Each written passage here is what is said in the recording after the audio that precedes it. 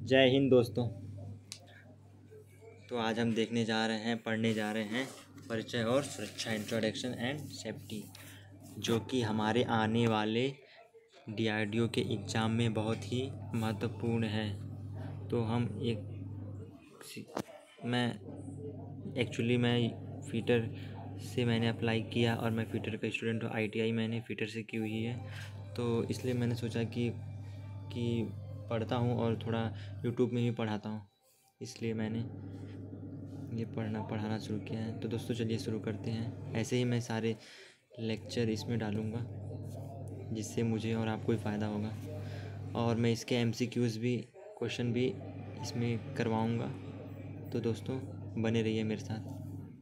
तो दोस्तों फ़िटर ट्रेड क्या है? फ़िटर ट्रेड का परिचय इसमें आपको बताना है। फ़िटर ट्रेड क्या है? जैसे कि बड़े बड़े आजकल आधुनिक युग है, इसमें क्या होते हैं कि बड़े बड़े मशीन होते हैं जिससे बहुत सारे पार्ट्स बना तो लिए जाते हैं। बनाने के बाद उसे फिट करने की आवश्यकता होती है। तो फिट करने के लिए जो कारीगर होता है, जो उसे फिट करता है, उसे ही फिटर कहा जाता है।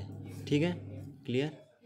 अब इसमें होता है कि वर्कशॉप में कितने प्रकार के फिटर होते हैं। वर्कशॉप में कितने प्रकार के फिटर होते हैं, तो ये देखिए कितने प्रकार के बेंच फिटर हो गए हैं, असेंबली फिटर हो गए हैं, इरेक्शन फिटर हो गए हैं।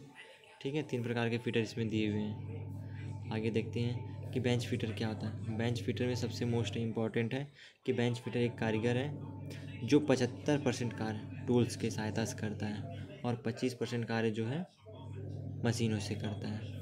बेंच फिटर क्या करता है? 75, जैसे मैंने फ़िटर किया हुआ है, तो उसमें जो भी मैंने काम किया 75 जो है cutting tools, hexa frame, cutting fitting जो भी है 75% होते हैं मैंने हैंड टूल्स का उपयोग, और 25% मशीन, जैसे कि ड्रिलिंग करने में या होल करने में या रिमिंग करने में मैंने जो मशीन का प्रयोग किया है। ठीक है, तो इसके अतिरिक्त जो भी है सूक्ष्म यंत्र आदि। ठीक है, तो बेसिक कार्य क्रियाएँ, और बेसिक कार्य क्रियाएँ में ये है कि एक कुशल फीडर को क्या क्या आना चाहिए। मार्किंग कर सकता हो, फाइलिंग, हेक्साइंग, कटिंग पिटिंग, और चिपिंग, स्क्रैपिंग, ड्रिलिंग करना आना चाहिए, रीमिंग करना चाहिए, वेल्डिंग, रिवेटिंग करना, ग्राइंडिंग, सोल्डरिंग, ब्रेजिंग और सामान्य फोर्जिंग क्रियाएँ।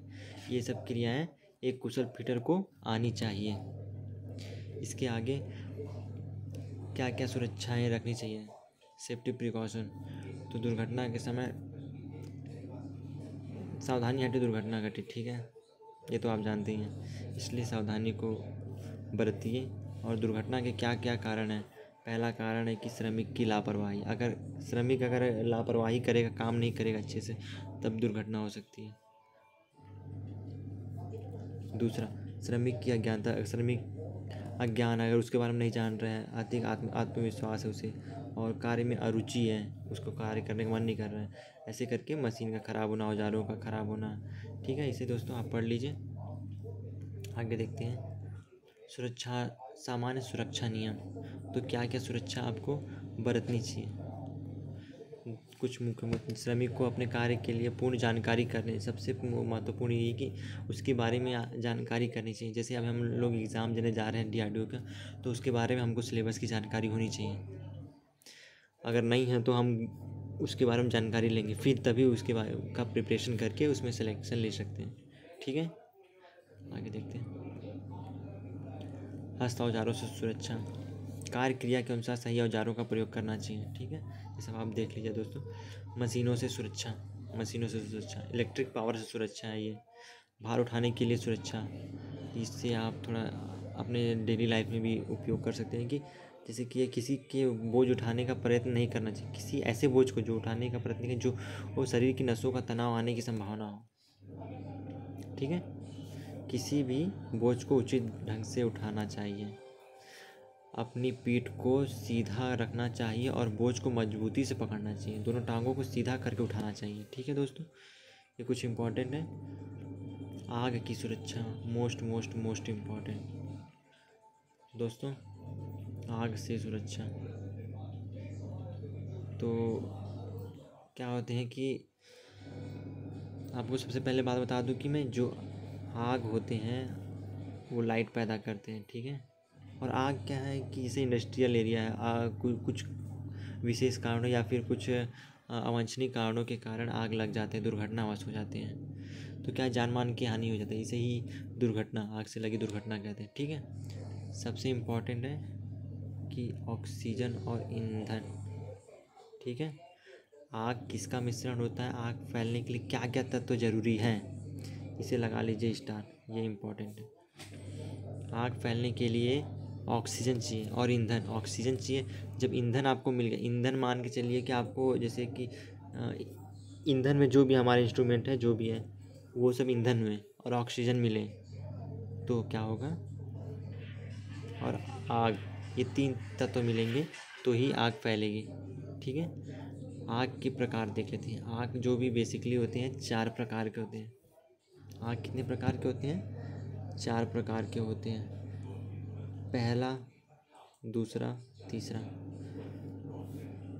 4 प्रकार के दोस्तों मैं बताता हूँ। इसे मैं आपको अगले पेज में दिखाता हूँ। ये देखिए, आग जो होते हैं 4 प्रकार के होते हैं। ठीक है, टाइप ए आग, कार्बन से आग, मैं आपको यही बताता हूँ। वर्ग ए, वर्ग बी, वर्ग सी, वर्ग डी होते हैं। ठीक है, जो होते हैं मैं यही बताता हूँ दोस्तों आपको। आग लगने के प्रकार, ठीक है, 4 प्रकार। एक होता है कार्बोनेशियम फायर, कार्बोनेशियम फायर जो ये होता है वर्ग ए, टाइप एक प्रकार का फायर होता है। इसे बुझाने के लिए आपको पानी चाहिए, रेत चाहिए। ठीक है, और दूसरा होता है तेली आग, दूसरा होता है तेल से जो भी आग लगते हैं तेल के कारण, उसे क्लास बी फायर कहते हैं। ठीक है, इसको बुझाने के लिए चाहिए हमें CO2 का एक्सटिंग्यूशर, जिसमें CO2 फोम फायर एक्सटिंग्यूशर। ठीक है, वैसे ही गैसी, इसे टाइप सी का फायर भी कहते हैं, टाइप सी प्रकार के। इसको बुझाने के लिए CO2 या हेलोन आदि रसायनों का प्रयोग किया जाता है। ये गैसी फायर होते हैं। चौथा नंबर में होता है इलेक्ट्रिकल फायर, बिजली के कारण, बिजली के कारण भी तो आग लगते हैं, तो इसे क्या कहते हैं, टाइप डी फायर। इसको बुझाने के लिए CTC कार्बन टेट्रा क्लोराइड, इसका पूरा फुल फॉर्म है, ये है सबसे इम्पोर्टेंट। ठीक है दोस्तों, या सूखा रेत का प्रयोग करते हैं, मोस्ट इम्पॉर्टेंट, इसे देख लीजिए। ठीक है, आप चाहें तो इसका स्क्रीनशॉट ले सकते हैं, या मैं बोलता हूँ कि आप नोट्स बना लीजिए, सबसे अच्छी बात। अगर इसे आप याद करना चाहते हैं, ये मोस्ट इम्पॉर्टेंट पार्ट है। तो आप देख सकते हैं कि आपको पता ही होगा कि ठोस होते हैं, पानी जो होते हैं ठोस में होते हैं, द्रव में होते हैं और गैस में होते हैं। ठीक है, 3 प्रकार के होते हैं। तो ये हो गया टाइप ए, ये देखिए टाइप ए, ये द्रव हो गया आपका तेल, और ये हो गया गैस, और ये जो हो गया आपका इलेक्ट्रिकल फायर। ठीक है, तो इससे आप याद सकते हैं ठोस, द्रव, gas and electrical. Type A हो गया, टाइप बी हो गया और टाइप सी हो गया। ठीक है, ये आपको क्लियर होना चाहिए, ये बहुत ही इंपॉर्टेंट है, हर एग्ज़ाम में पूछता है इससे। अगला देखते हैं, ये वही है, देखिए प्रकार। ठीक है, सोडा एसिड एक्सटिंग्यूशर, ये क्या है, एक्सटिंग्यूशर के प्रकार है, जो ये हमारे आग बुझाने के लिए जिस भी कंटेनर एक्सटिंग्यूशर का प्रयोग, उसे एक्सटिंग्यूशर कहते हैं। जिसे बुझाने वाला जो यंत्र होता है उसे एक्सटिंग्यूशर कहते हैं। ठीक है, तो पहला होता है ये सोडा किस में यूज होता है, टाइप ए प्रकार की आग को बुझाने के लिए। और फोम फायर किस में होता है, ये टाइप बी प्रकार के आग को बुझाने के लिए होता है। और ये CTC किसका होता है, ये टाइप डी के। इसके अलावा ये ड्राई केमिकल है। इस प्रकार का एक्सटिंग्यूशर का प्रयोग इलेक्ट्रिकल फायर को बुझाने के लिए किया जाता है। इन दोनों का प्रयोग इलेक्ट्रिकल के लिए किया जाता है। ठीक है दोस्तों, आगे देखिए फर्स्ट एड, सबसे इम्पोर्टेंट। फर्स्ट एड तो आप जानते होंगे क्या होता है।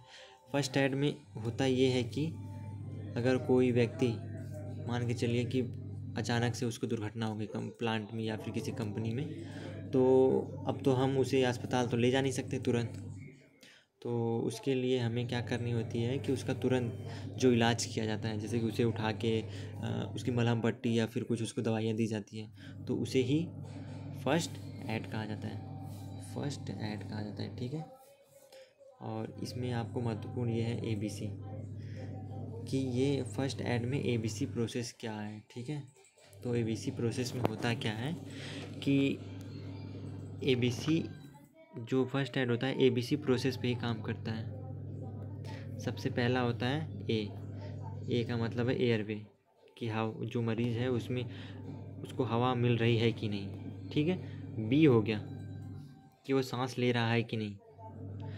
ये में क्या होता है कि आसपास हवा का आसपास जो भी है खाली वातावरण होना। खाली वातावरण का मतलब है कि जैसे आसपास भीड़ उड़ नहीं रहनी चाहिए, एयरवे आने जाना चाहिए हवा। और B होनी चाहिए कि सांस ले रहा है कि नहीं, उसे देखना। C सर्कुलेशन, कि उसका रक्त जो है वो फ्लो हो रहा है क्या। यही होते हैं 3 प्रोसेस फर्स्ट एड में। इसे ABC कहते हैं, इसे ही ABC ABC process in first aid. ठीक है, आगे का देखते हैं। ये सब देखिए दोस्तों सेफ्टी के बारे में, दुर्घटना और प्राथमिक चिकित्सा, खून बहना, मोच आना, जलना और खुसलना, आँखों में विद्युत का पड़ जाना, ये सब कुचल जाना, क्या क्या करें वो उपाय दिए हैं दोस्तों। यहाँ देखिए, यह है सबसे इम्पोर्टेंट। यहाँ से पहला जो टूल हाथों द्वारा प्रयोग किया जाता है उसे हैंड टूल कहते हैं। ठीक है, दूसरा फीटर एक शिल्पकार है जो 3/4 भाग हैंड टूल से करता है और 1/4 भाग मशीन से करता है। मैंने बताया ना कि 75% जो कार्य होते हैं हाथ से करता है। मतलब 4 भाग अगर किसी चीज़ का कर दिया जाए आम का, तो 4 भाग में से 1 भाग अगर वो 1 भाग अलग कर दिया और 3 भाग अलग कर दिया जाए, ठीक है, तो वही है कि हैंड टूल्स का प्रयोग करता है वो 3 भाग करते हैं और 1 भाग क्या करते हैं, मशीन का प्रयोग करते हैं। सुरक्षा सावधानियों को पालन करके दुर्घटना से बचा जा सकता है। अत्यधिक आत्मविश्वास से बहुत बड़ी दुर्घटना हो सकती है। कभी भी ज़्यादा आत्मविश्वास नहीं होना चाहिए, आत्मविश्वास ही कारण है। और जैसे कि अभी हम परीक्षा कर रहे हैं तो हमें ये नहीं होना चाहिए कि हमने पूरा पढ़ लिया। हमेशा ये बात रहनी चाहिए कि हमें ज़्यादा से ज़्यादा पढ़ना है और इसे प्रैक्टिस ही करना रहना है। कभी भी कोई परफेक्ट एकदम नहीं होता है। ठीक है, उसी तरह किसी अगर क्या होता है मशीन में कुछ गड़बड़ हो जाती है तो उसका तुरंत मेन स्विच बंद कर देना चाहिए। ठीक है, और फायर जलाने के लिए क्या क्या ज़रूरी है, ताप, टेम्परेचर, ईंधन और ऑक्सीजन, 3 चीज़ों का कॉम्बिनेशन होना बहुत ज़रूरी है। ऑयल फायर के लिए foam fire, oil.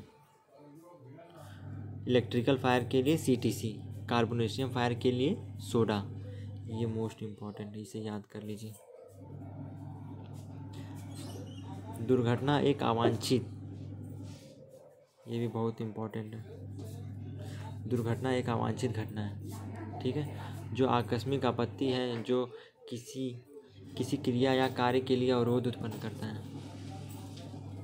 Next point, प्राथमिक चिकित्सा तुरंत और अस्थायी इलाज है जो कि डॉक्टर आने से पूर्व किया जाता है, जिसे दुर्घटना के कारण चोट लगकर आकस्मिक बीमार पड़ जाता है। तो थैंक यू दोस्तों पूरी वीडियो देखने के लिए। ऐसे ही आगे पढ़ते रहेंगे हम लोग साथ साथ। धन्यवाद।